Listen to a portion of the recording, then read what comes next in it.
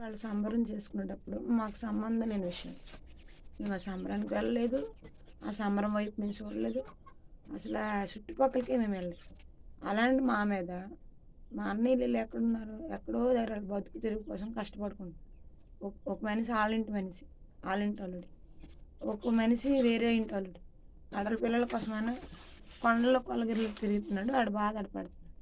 వాళ్ళు తెచ్చేసి వాళ్ళ మీద కేసు పెట్టేసి మా అత్త కొడుకుకి సంబంధం, మా అత్త మా కొడుకు మీద కేసు పెట్టి, మా అత్తకి సంబంధం, మా అత్త మీద కేసు పెట్టేసి, మా నాన్న మీద కేసు పెట్టి, మా అమ్మ అసలు కేసులోనికి తగులు గొడవలు ఫస్ట్ నుంచి కూడా లేదు. మా అమ్మ మీద కేసు పెట్టేసి నానా రభస చేసి ఎస్పీ రికమెండేషన్ అని చెప్పేసి చాలా రభస చేసి రోడ్డు మీద మమ్మల్ని కూర్చుని పెట్టినప్పుడు నాకు నా మీద నాకు నా నా జీవితం అన్యాయం అయిపోయింది.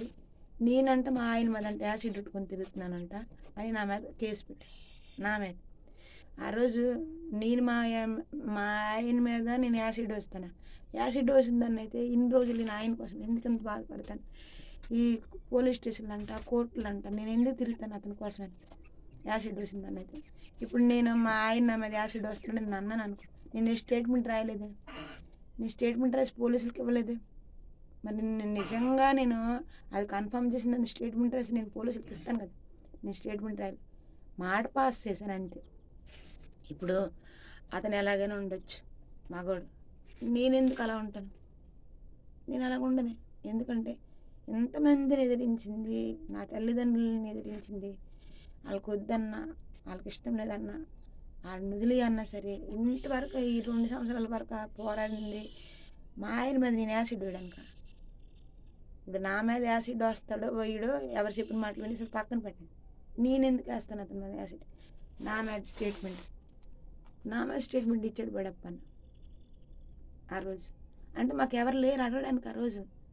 ఎందుకంటే అక్కడ 4 మనుషులు ఉన్నారు, దండైన అల్లుడు పక్కన ఉన్నాడు, ప్రతి విషయాన్ని షేర్ చేస్తాడు ఎవరితో పడితే వాళ్ళతో.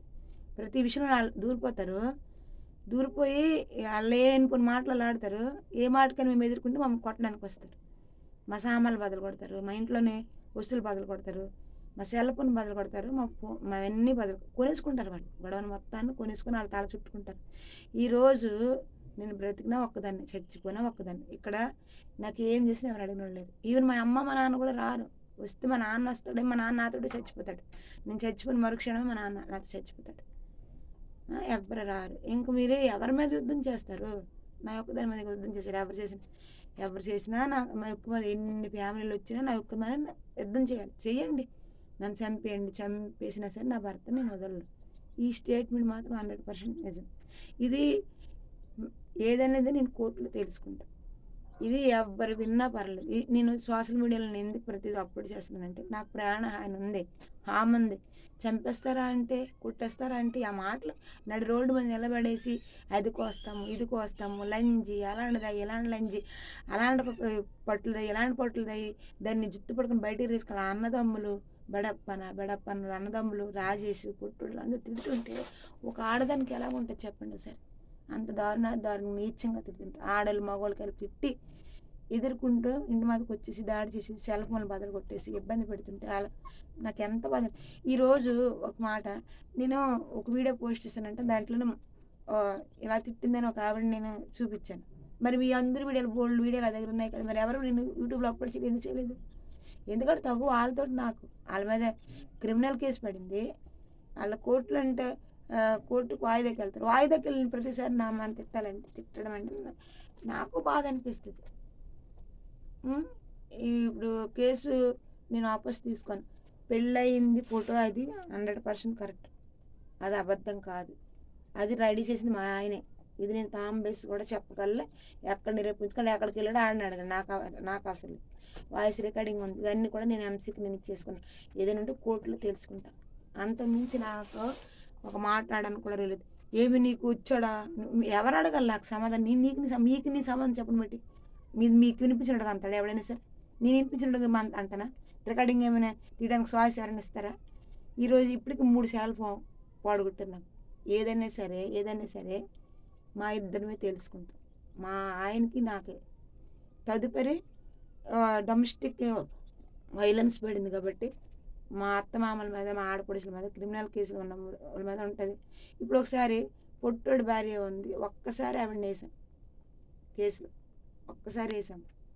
ఇంతవరకు ఎప్పుడైనా ఆవిడని వేసామా? మరి అమర్ నీళ్ళని నేను ఎందుకు యాడ్ అవుతుందంటే పెద్ద దాంట్లో ఇన్వాల్వ్ అవుతుంది ఆ పిల్ల. 10 మందిని తీసుకొచ్చి రెచ్చగొడుతుంది. నన్ను ఇబ్బంది పెడుతుంది. మానసికంగా శరీరానికి.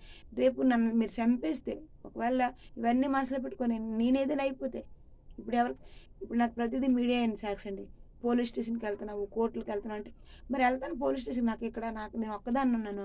నాకు ఈ మాట ఆ మాట అనేటప్పుడు నన్ను ఇబ్బంది పెట్టినప్పుడు నేను నడిచి వెళ్ళేటప్పుడు గట్రా దారిలో అంటే గట్రా నాకు ఇబ్బంది పెట్టినప్పుడు అలాంటప్పుడు నాకు బాధ అనిపిస్తుంది. నాకు చాలా ఇబ్బందికరంగా ఉంది. అలాంటప్పుడు నాకు ఎవరు సాయం చేయనప్పుడు నేను పోలీసులను ఆశ్రయిస్తా, కోర్టుని ఆశ్రయిస్తా. నాకు అది పోలీసులు చెప్పిన మాట అది. ఒకసారి మీరు అడగండి. నీకు ఎవరైనా ఏదైనా అంటే నువ్వు మా దగ్గర రా, లేకపోతే వీడెత్తి నీకు లేకపోతే 112 కాల్ చెయ్యి. నీకు ఇబ్బంది కలదు. ఇప్పుడు నేను మీకు ఏదైనా అంటున్నానా? రికార్డింగ్ చేయండి. ఇప్పుడు మిమ్మల్ని ఎవరు అడగలేరు కదా! ఇప్పుడు మీరు ఏదైనా అన్నారనుకోండి, మీరు నన్ను ఇబ్బంది పెట్టారనుకోండి, నేను రికార్డింగ్ తీస్తే మీరు ఓ 10 మంది, 20 మంది ఉంటున్నారు కాబట్టి నా సెల్ ఫోన్ లాగేసుకుంటున్నారు. కొట్టవలసిన ఎవరైతే ఉక్రోషం ఉన్నవాళ్ళో అమరనీయాల వెళ్ళిన ఆవిడ నా సెల్ ఫోన్ బదలగొట్టింది ఆవిడే. బండి చుట్టూ రాళ్ళ మనుషులే ఉన్నారు కొట్టినోళ్ళు. మరి అది ప్రూఫ్ కదా! మరి ఇంటి మీద చాలా ఇబ్బంది ఇంటి వరకు వచ్చింది. క్రిమినల్ కేసులు దీంట్లో పోలీస్ స్టేషన్ ఉన్నప్పుడు నా ఇంటి వరకు ఎందుకు రావాలి? నా ఇంటి వరకు ఆవిడ రాకూడదు కదా! అమరనీయాల మీద ఎందుకు వచ్చింది? ఆవిడ రావడం ఆవిడ తప్పు. ఇంకా వాళ్ళు రాకూడదు నా ఇంటి వరకు. మొత్తం తగునాలు కొనేసుకొని ఎవరి కుటుంబాలు ఉంటే ఎవరి మీదకి వచ్చేస్తారు? వంట సెంటర్ మీద ఉన్నప్పుడు ఇదేనా మీకు న్యాయము? ఇదేనా మీ ధర్మం? ఫస్ట్ నాకు అన్యాయం జరిగినప్పుడు అప్పుడు మీరు ఎక్కడికి వెళ్ళారు? అప్పుడేం అడగలేదు. ఒక ఆడపిల్లకి ఇంత అన్యాయం జరిగిందని. మరి ఆ రోజు ఎందుకు నన్ను స్టేషన్కి వెళ్ళమన్నారు? మరి నిలబెట్టాం. అదేంటి కదా మీదేంటి పెద్ద ఇంట్లో పుట్టాం. మీ తాత ప్రెసిడెంట్, మీ నాన్న తగులు చేశాడు, మీ చిన్నాన్న దిగ్గుదేశాలకు పేరుబడిన మనిషి, మీ అన్నయ్యలు మంచి పొజిషన్లో ఉన్న గవర్నమెంట్ ఉద్యోగస్తులు, నువ్వు తగింటి పిల్లవు. మేము ఉన్నామమ్మ రాయమ్మని. మీ తగులను కూర్చుని పెడితే మేము వచ్చాం మీ దగ్గర. కావాలి ఆ రోజు మేము వద్దాం కదా. మరి ఈరోజు ఎందుకు? ఇప్పుడు ఒకటండి, మా అన్నయ్యలు రారు, మా అమ్మ రాదు. నేను ఫస్ట్ నుంచి మొత్తుకుంది అదే, నాకు ఎవరు లేరు కాబట్టి నేను స్టేషన్ని ఆశ్రయించాను, కాబట్టి నేను కోర్టు వరకు వెళ్ళించాను, కాబట్టి నేను ప్రతిదీ కోర్టులో తెలుసుకుంటాను. ఇక మీద నా మీద ఎటువంటి ప్రాబ్లం జరిగినా నేను స్టేషన్కి వెళ్తాను, కేసే పెడతాను, కోర్టులో కూడా తెలుసుకుంటాను. ఇదండి. ఇప్పుడు మా ఆయన నాకేమన్నా, నేను మా ఆయనకి ఏమన్నా, మా ఇద్దరు తెలుసుకుంటాం. వాళ్ళ ఫ్యామిలీ నాకేమన్నా, నా ఫ్యామిలీ నేను ఎవరు రారు. మా నాన్న ఉన్నాడంటే మా నాన్నని మీరు ఎంక్వైరీ చేసుకోండి. మా నాన్న పన్నెత్తి మాట ఎవరికి అనరు. ఎవరైనా నాకు ఏదైనా అన్నారనుకో బాధపడతాడు. నేనంటే చిన్నప్పటి నుంచి మా నాన్నకు ప్రాణం. నాతో ఉన్నాడు మా నాన్నని. ఇప్పుడు చూడండి ఒకసారి ఇంతమంది ఉన్నారు. మా నాన్నకి 7 పుట్టామండి.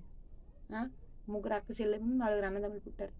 మరి వాళ్ళందరూ ఎందుకు ఇందులో ఇన్వాల్వ్ అవ్వలేదు? మా నాన్న ఒక్కడు ఎందుకు ఇన్వాల్వ్ అయ్యాడు? మా నాన్న ఒక్కడు ఇన్వాల్వ్ అయ్యాడు. నాకు కాసిన తల్లి కూడా ఇన్వాల్వ్ అవ్వలేదు దీంట్లోనే. ఎందుకంటే మా ఆయన అంటే వాళ్ళకి ఇష్టం లేదు. కానీ మా ఆయన నాకు కావాలని నేను అంటున్నాను, నేను మొత్తుకుంటున్నాను. మా ఆయన నాకే కావాలి. నీకేంది సరిపడ్డు, ఆడు అలాంటోడు ఎలాంటోడైనా నాకే కావాలి, నాకే కావాలి. కాలు చట్టుడైనా గుడ్డోడైనా ఏటైనా సరే వెనుక మేనోడైనా నాకే కావాలి. నేను పోషించుకుంటా, నేను సంపాదించుకుంటాను నా భర్తని. నేనైతే అంటున్నాను ఆయన కోసం నేను ఎక్కడికైనా, ఇక్కడ సెషన్స్ కోర్టులో మీద కానీ తేలకపోతే నేను హైకోర్టుకి వేస్తాను, హైకోర్టులో తేలకపోతే సుప్రీంకోర్టుకి వెళ్తాను. ఎక్కడికైనా నా భర్త కోసం నేను రెడీగా ఉన్నాను. ఇప్పుడు ఈ తగ్గులు మీ అందరూ ఇన్వాల్వ్ అవ్వకండి, మీరు కొనుక్కోకండి. రేపు ఏదైనా అయితే ప్రతిదీ కూడా చుట్టుకుంటుంది మీ మెడక.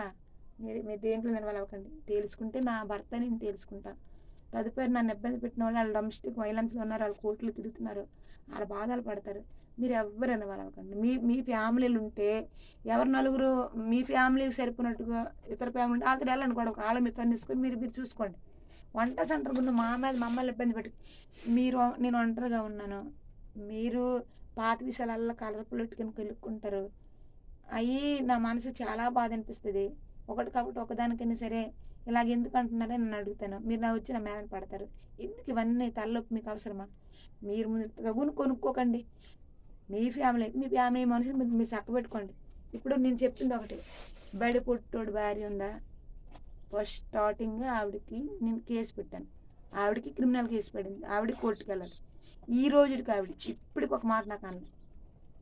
2 సంవత్సరాలు అవుతుంది. ఫస్ట్ స్టార్టింగే 2 రోజులు నాతో వాళ్ళతోటి పడి నాతో డిస్కషన్ చేసింది ఆవిడ. అదే ప్రకాష్ రాజు పిన్ని, మూడో పిన్ని. ఇప్పటికి ఆవిడ నాకు ఎక్కడ కనిపించినా నాకు సైడ్ మాట్లాడడం కానీ, నాకు తిట్టడం కానీ, నాకు ఏమనడం కానీ, బూత్ మాట్లాడడం కానీ, నాకు ఈ రోజుకి ఆవిడ ఆమె. ఇప్పటికి నేను ఆవిడని ఏ కేసులో నేసాను. ఆమె నిలవని నేస్తానంటే వేస్తాను. ఆమె నిలవని నాకు ఇటు అనొద్దని చెప్పండి, నన్ను ఇబ్బంది పెట్టొద్దని చెప్పండి, నేను ఆవిడ మరి నేను ఆవిడ గురించి నేను ఎటువంటి ఇచ్చేయను. నాకు ఇబ్బంది పెడితే మాత్రం నేను చేస్తాను. ప్రతి ఒక్కళ్ళుగా ఎవరు ఇబ్బంది పెట్టినా సరే నేను వేస్తాను. ఎందుకంటే నేను తట్టుకోలేను. ఎందుకంటే ప్రతిసారి నన్ను తిట్టేసి నా ఇంటి మీదకి వచ్చి కొట్టడానికి వస్తే నేను తట్టుకోలేను. ఈసారి నేను కేసు కడతాను.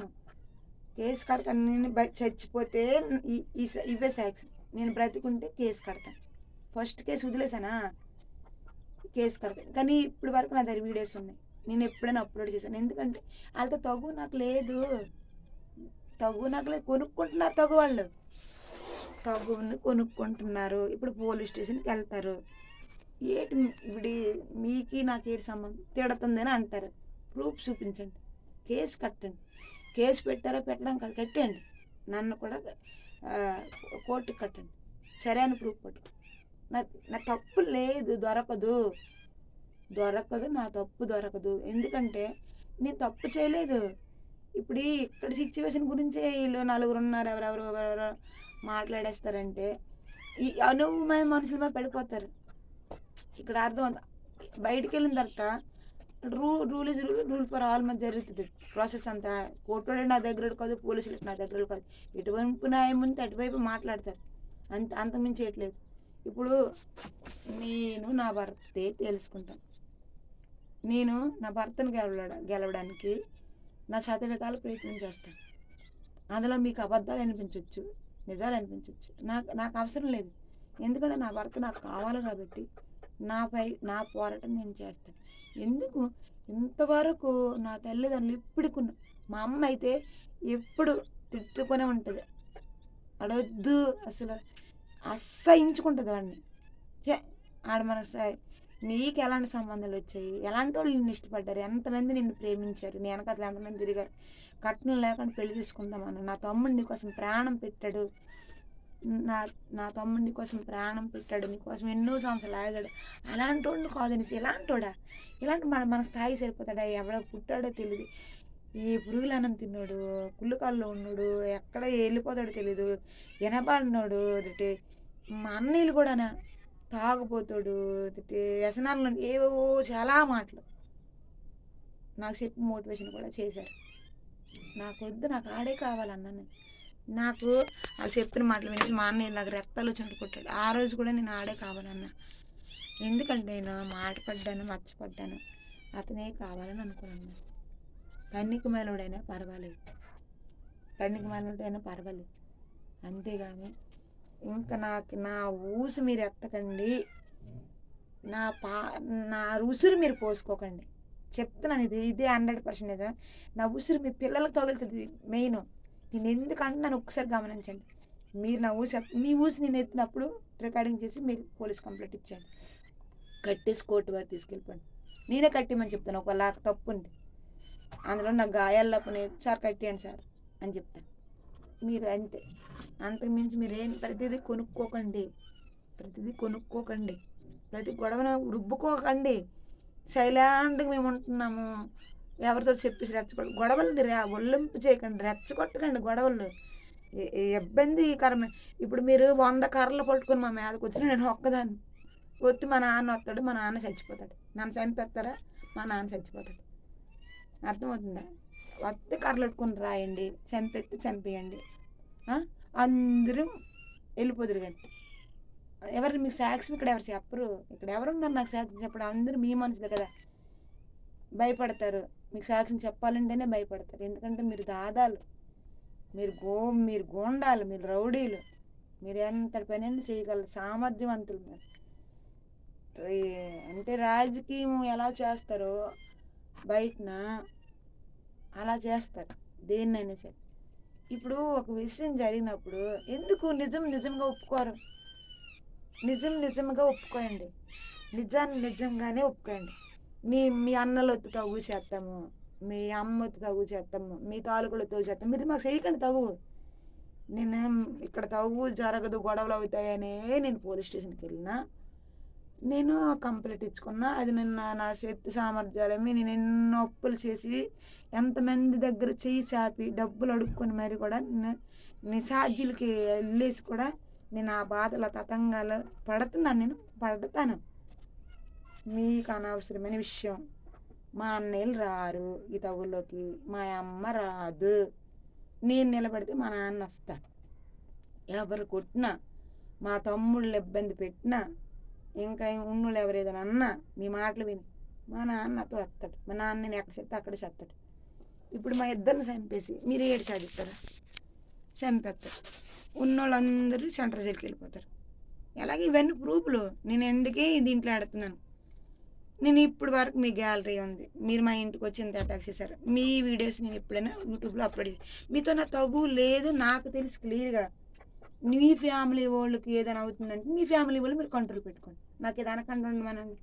నేను ఇప్పుడు మళ్ళీ చెప్తాను కదా, పుట్టోడు భార్య ఉందా, మూడోసారి చెప్పాను. ఈ రోజుకి ఆవిడ మీద నేను కేసు పెట్టాను ఈ రోజుకి. ఎందుకంటే ఆవిడ సొంత మంచి 24 గంటలు ఈ పిల్లడు అక్కడే ఉంటాడు. వెళ్ళి ఈ పిల్లడు అక్కడ ఉంటాడు, ఈ పిల్లడు ఎవరు అక్కడ ఉంటాడు. వేరే వాళ్ళు కూడా అతనితో వెళ్తాడు. ఆవిడికి ఈ రోజుకి నేను వెళ్తాను. నాకు ఇటా నాతో మాట్లాడదు ఆవిడ. నా కింద ముఖం పెట్టుకుని వెళ్ళిపోతుంది. ఎప్పుడు నా వైపు చూడదు, నాతో మాట్లాడదు. 2 సంవత్సరాలన్నీ నాతో మాట్లాడదు, నా వైపు చూడదు, కింద ముఖం పెట్టుకుని వెళ్ళిపోద్ది. నాకు ఒక మాట అంది ఈ రోజుకి ఆవిడ మీ మనిషి, మీ తాలూకు మనిషి. నేను అబద్ధం చెప్పట్లేదు. నాకు సపోర్ట్ చేయదు, మీకే సపోర్ట్ చేస్తుంది ఆవిడ, మీ మనిషి కాదు. కానీ ఈరోజు నాకు ఇటా ఉంది. ఆవిడ మీద నేను ఇటు కేసు వేయను. ఎందుకు వేయనంటే నేను అన్యాయానికి పోను, నాకు అవసరం లేదు. అన్యాయానికి ఎందుకు పోతాను? నాకు ఎవరైనా అంటే నేను అంటాను, మీ మనుషులు మీరు కంట్రోల్ చేసుకోండి. మీ మనుషులు మీరు కంట్రోల్ చేసుకోకపోతే మీ కర్మ మీరు అనుభవించండి అంతే. అంతకు మించేయట్లేదు. నేను బ్రతుకున్నని చెప్పి మీ వీడియోలు నేను అప్లోడ్ చెయ్యను. ఎందుకంటే మీతో నాకు తగ్గులేదు. కానీ నేను చచ్చిపోతే మాత్రం మీ వీడియోలు అప్లోడ్ అయిపోతాయి. తర్వాత ఏటవుతుంది మీకే చుట్టుకుంటుంది. నాకు సంబంధం విషయం అయితే నేను ఎవరికి పంపించాలో అది వాళ్ళకి పంపించాను. ఆ గ్యాలరీ మొత్తం కేసు కట్టలేదు. మా అమ్మ వద్దన్నది. పెద్ద మనిషి, మండల పెద్ద మనిషి, ఈ ఊరు ఎంపీటీసీ టీడీపీ సభ్యులు ఆయన వద్దన్నారు. మొత్తుకున్నారు తల. అతని ఎవరి ప్రేమేమి నాకు ఎవరు సపోర్ట్ చేయట్లేదు. అసలు నేను ఎవరి దగ్గరికి వెళ్ళట్లేదు, ఎవరు నాకు సపోర్ట్ చేయట్లేదు. వద్దు అన్నారు. నేను కేసు కట్టలేదు. మీరు ఇంటి మీద దాడి చేసి ఇసుక రింపినవి, రాళ్ళతో కొట్టినవి, స్కూటీ బద్దలు కొట్టినవి, నా సెల్ ఫోన్ కొట్టిన ప్రతిది కూడా నేను లారీ మేడం ఆధీనంలోనే జరిగాయి. అక్కడ వెళ్ళాము, మైలమండల పోలీస్ స్టేషన్కి వెళ్ళాము. ఎస్పీ సార్ ఆర్డర్ మీద ఇక్కడికి ఆయన ఇచ్చాడు. అతను ఎక్కడికి ఇస్తే అక్కడికి వెళ్ళాలి. మైలమండల పోలీస్ స్టేషన్కి వెళ్ళాము, మాట్లాడాము. మేడం నేను ఒప్పుకోలేదు, కేసు కట్టండి మేడం, నన్ను ఇబ్బంది పెడుతున్నాను, ఇవన్నీ ప్రూఫ్లే, రికార్డింగ్ ప్రూఫ్లే ఉన్నాయి, కట్టండి అంటే ఈ ఒక్కసారికి నువ్వు ఆలోచించమ్మా అని ఆవిడ అన్నారు. నేను వద్దంటే కట్టండి మేడం అంటే నా మీద సీరియస్ అయ్యారు. సర్లే మీ ఇష్టం మేడం అని అన్న. ఇతను పెద్ద మనిషి మండల టీడీపీ సభ్యులు కూడా అతను కూడా ఇదన్నారు. నేను కేసు కట్టలేదు. ఎందుకు కట్టలేదంటే పూర్వం నాటి అనుభవాలు నాకు ఉన్నాయి. చిన్నప్పటి నుంచి మా చిన్నాన్న కాదు, మా చిన్నాన్న కదా చెప్తున్నా ఈ మాట. చిన్నన్నే మా చిన్నాన్న అమర చిన్నయ్య మమ్మల్ని అతను ముళ్ళైతున్నాడు, మాకు మొక్కెట్టి పెంచాడు. మాకు అది గుర్తుంది. మేము వద్దేమో కానీ మీరు మా చెల్లెళ్ళని ఇప్పటికీ నా పిల్టి పట్టుకుని నాగినా, నన్ను కొట్టినా, నన్ను ఇబ్బంది పెట్టా, నువ్వు నా చెల్లెలివే, నిన్ను భావిస్తున్నాను. అర్థమవుతుందా? నీ తమ్ముడు భార్య నా తాలూకు మనిషి, కానీ నాకు ఇబ్బంది పెడుతుంది. ఆవిడ వల్ల నాకు ఇబ్బంది ఉంది కాబట్టి నేను ఇదవుతున్నాను. అంత మించేయట్లేదు. నీ తమ్ముళ్ళు కానీ అది కట్టేసిన తర్వాత ఎక్కడికి వెళ్ళాము, అది అయిపోయింది. అది కట్టలేదు, కేసు కట్టలేదు, వచ్చేసాం. మా తర్వాత కూడా ఇదయ్యారు, ల్యాండ్ అయ్యారు. నేను ఉన్నాను, నా బాధ నాకు చాలా బాధ ఉంటుంది. పిల్లడు మీ దగ్గరే ఉన్నాడు, 2 సంవత్సరాలు లేని నా జీవితాన్ని అనుభవిస్తున్నా.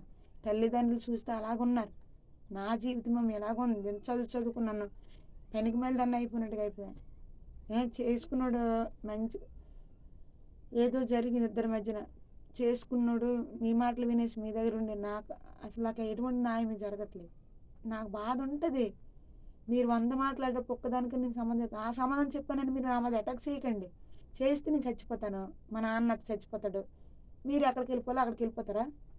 ఇదేనా మీకు ధర్మం అనిపిస్తుందా? ఎందుకు కుటుంబాలు ఎవరి మీద చేస్తారు? ఇలాళ్ళు పిలిస్తే ప్రయోజనం పెట్టి మీరు ఎవరితో గొడవలకి వెళ్తే మేము వస్తున్నామంటే వాళ్ళు నలుగురు ఉన్నారు, మీరు నలుగురు ఉన్నారు, వాళ్ళ మీరు తన్నుకోండి, నాకెవరు లేరు. నా మీదకి వచ్చి నన్ను ఒక్కదాన్నే కొట్టాలి, కుక్కను కొట్టినట్టుగా. కుక్కను కొట్టిన ఒకటి, నన్ను కొట్టిన ఒకటి.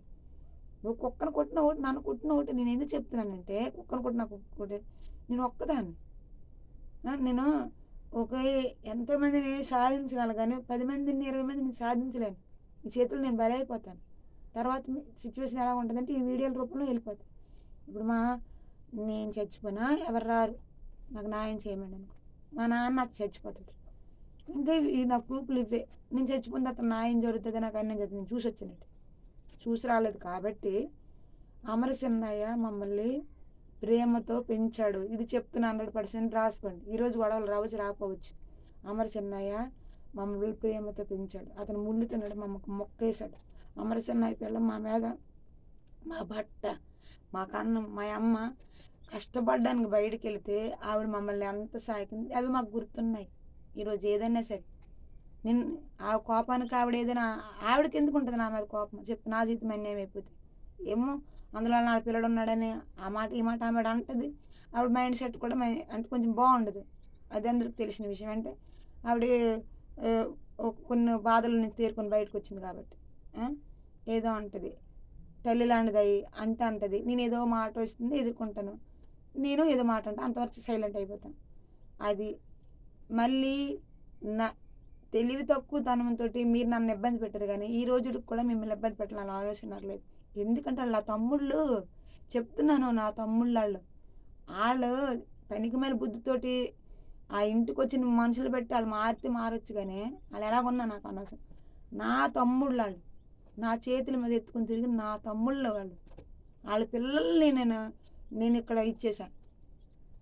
అమరచిన్నయ్య నాకు చిన్నాను కాదు, నా తండ్రితో సమానం. నేను చచ్చిపోయినా ఈ ప్రూఫ్ ఉంటుంది. ఇది మాత్రం కానీ మా అమ్మ నేను ఎందుకు కేసు కట్టలేదంటే ఒకటే ఉద్దేశం, ఇంకేటి కాదు. ఇది ఉద్దేశం. ఆ రోజు మా అమ్మ మా నాన్నకి తగులు వచ్చినప్పుడు, మేము ఇక్కడికి వచ్చినప్పుడు, మా అమ్మ బయటికి వెళ్ళి కష్టపడుకునేటప్పుడు అమరసిన్నయ్య పిల్లము మా కింద ఎంత చేసిందో నాకు చిన్న పిల్లప్పటి నుంచి గుర్తుంది.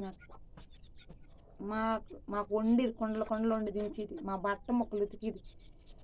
నేను ఏడిస్తే మా అమ్మ నన్ను అర్థం చేసుకోలేదు. నేను ఏడిస్తే నాతో ఏడిసింది మనిషి ఆవిడ. ఈరోజు ఎందుకు మారిందంటే పరిస్థితులు, ఫ్యామిలీ పరిస్థితిని బట్టి మారి నేను అర్థం చేసుకోవాలి. అది అంతకు మించేయట్లేదు. నేను కేసు కట్టనాల మీద ఇప్పుడే కదా ఎప్పుడే కట్టను. ఎందుకు కట్టనంటే గ్యాలరీ ఇప్పటికైనా సరే ఆ వీడియోలు నా దగ్గర అప్లోడ్ చెయ్యను. ఎందుకంటే వాళ్ళతో నాకు తగు లేదు. నా తగు ఎవరితో ఉందో వాళ్ళతోటే నేను తెలుసుకుంటాను. వాళ్ళకి తిడితే నేను వాళ్ళతో సమాధానం చెప్పను. ఎందుకంటే వాళ్ళ 10 మంది ఉన్నారు. నేను కానీ వీడియో తీసినా, నేను సమాధానం చెప్పిన వాళ్ళని చంపేస్తారు. నాకు ఏ ఇది లేకుండా అయిపోతుంది. నేను తెలివితేటలు మనం ఆలోచించి నేను ఎవరికి కాల్ చేయాలో చేస్తాను, వాళ్ళని రప్పిస్తాను, లేకపోతే నేను పోలీస్ స్టేషన్కి వెళ్తాను, కోర్టుకి వెళ్తాను, ఏదో చేస్తాను. ఈరోజు అది కాదండి ఒక మాట. ఇప్పుడు కోర్టులో కేసు ఉంది, ఫైల్ అయిపోయింది. రేవతి మేడం బుజ్జిపిచ్చింది, ఫోన్ అటు పడిపోయింది. ఇప్పుడు వెళ్ళేసి మా ఇద్దరు పెళ్ళి కాలేదని నా మీద కేసు పెట్టాలని ఎంతవరకు నేను చెప్పండి. కిందటి సంవత్సరం ఎంతో మా అన్నయ్యల మీద నా మీద, మా ఆయన మీద అంటే కత్తిలి కట్టరుడికి మా అన్నయ్యలు తిరుగుతున్నారని నేనంటే ఏంటంటే యాసిడ్కి మా ఆయనకి వేయాలని తిరుగుతున్నాను. ఎంత ప్రేమించింది, ప్రాణం కంటే ప్రేమించి పెళ్లి చేసుకుని నా భర్తని నేను ఎందుకు చంపుతాను? నా మీద అంత ఎలిగేషన్ వేసినప్పుడు ఎవరో అడగలేదు. మీకెందుకు అది చంపుతుంది, మీకెందుకు అలా చేస్తుంది, మీరు అలాగెందుకు వేసారు? ఆ మనుషులు అందరూ ఉన్నారు కదా ఆ రోజు. మరి ఆ రోజు అడగలేదు. ఈరోజు నా భర్త ఇలాగ అన్నాడని నన్ను స్టేట్మెంట్ కూడా నేను రాయలేదు. నేను ఎక్కడ చెప్పలేదు. నేను చెప్పాను అక్కడ పోలీసుల దగ్గర అన్నానమాట, ఇలాగని అన్నానే కానీ స్టేట్మెంట్ పాస్ చేశాను, రాశానా చేశాను చేయలేదు. నాకు నా భర్త అంటాడు, నేను ఆయనకంట. మా ఇద్దరిని తేల్చుకుంటా. తదుపరి అంశాలు ఉన్నారు. కోర్టు ఇది వెళ్ళినంత వరకు వాయిదాలు తిరుగుతున్నాం. బరువు మామ పడుతుందంటే నాకు తిడతానంటే తిట్టిన ప్రతిసారి కూడా నేను ఎవరికి ఫోన్ చేస్తాను, ఎక్కడికి వెళ్ళాలి వెళ్తాను, ఎవరికి ఇన్ఫర్మేషన్ ఇవ్వాలి ఇస్తాను. ఎందుకంటే వాళ్ళు ఇమ్మన్నారు కాబట్టి, నీకు ఏ ప్రాబ్లం అయినా నాకు ఇవ్వమ్మ అన్నారు కాబట్టి. అంతకుమించి ఇంకేట్లేదు. ఇది ఈసారి మీరు ఏం చేసుకుంటారో చేసుకోండి. చంపేత్తరా చంపేయండి. చచ్చినా ఒకదాన్ని, బతికినా ఒకదాన్ని. తెగించిన దానికి తెడ్డే లేదు. తెగించాను అంతే. నేను బతకాలని బతుకుతున్నాను కానీ నేను జీవశ్యం అయిపోయాను. నా జీవితం సర్వనాశనం అయిపోయింది. నేను జీవశ్యంలాగా బ్రతుకుతాను. నాకు తిండికి నోట్లేదు, కట్టుకుని బట్టకు నోట్లేదు. ఈరోజు నా తల్లిదండ్రులు వాళ్ళు చెప్పిన మాట నేను వినలేదు. ఆ రోజు మంచి సంబంధంకి వెళ్ళమంటే వెళ్ళలేదు. ఈరోజు వాళ్ళన్నా అలాంటి పారడపడ్డావా వాళ్ళ బాధ అనిపిస్తుంది. వాళ్ళు చూడరు. కానీ ఈరోజు నేను చాలా బాగున్నాను. నేను హ్యాపీగా ఉన్నాను. నేను ఏదో విధంగా నా బాధలు నేను పడుతున్నాను. నా భర్త కావాలని నేను ఆలోచిస్తున్నా. నేను ప్రాసెసర్ వెళ్తున్నాను. నాకు అన్యాయం జరిగింది, నాకు న్యాయం జరగని ఆలోచన. అంతకు మించి ఆలోచన నాకేమీ లేదు. ఎవరితో నాకు గొడవలే లేవు. ఎవరి బాధ నాకు వద్దు, ఎవరి తలనొప్పి నాకు వద్దు. ఒక్కడు 4 వైపులు కాదు 100 వైపులు నేను రెచ్చగొట్టినా సరే ఎవరి మీద నేను కేసు పెట్టను, ఫైల్ చెయ్యను. ఊర్లోని గొడవలు ఊర్లోనిలాగా కొంత ఆయమండ బోయమండ అనుకుని నాశడానికి అయిపోతాయి. తర్వాత వాళ్ళు పిలిస్తే పలుకుతాం, లేకపోతే మా పని మేము చేసుకుంటాం. అంతేగాని మీరు ఎవరిని రెచ్చగొట్టినా మేము వాళ్ళ మీద కేసు ఫైల్ చేయము. 100 మంది పోలీసులు వచ్చినప్పుడు 100 మందికి డబ్బులు ఇచ్చేసి వాళ్ళ మాట సద్భవం చేసి అబద్ధాలు సాక్ష్యాలు చెప్పినా సరే తర్వాత దేవుడు ఏటి నిరూపిస్తాడు, అదే నిరూపిస్తాడు. అంతకుమించి ఎట్లా చంపేస్తాడు, చంపేయండి అంతే. అంతకుమించి ఎట్లేదు.